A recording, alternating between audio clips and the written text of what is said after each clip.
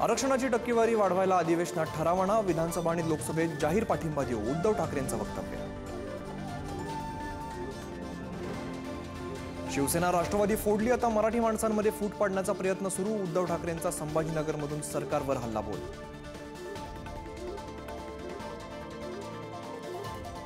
लोकसभेत गद्दारांनी चोरून विजय मिळवला, उद्धव ठाकरेंची शिंदेंच्या सेनेवरती टीका. तर किती रडणार, ग्रामपंचायत निवडणुकीत तुम्हाला जनतेनं 6व्या नंबरवर टाकलं, शिंदेंचं ठाकरेंना प्रत्युत्तर.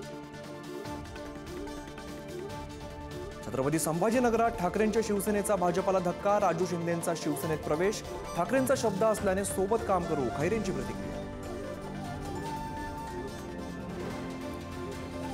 वरळीतील हिट अँड रन प्रकरणात शिंदेंच्या सेनेचे राजेश शहा पोलिसांच्या ताब्यात, तर मुलगा मिहीर शहा फरार, पोलिसांकडून गुन्हा दाखल.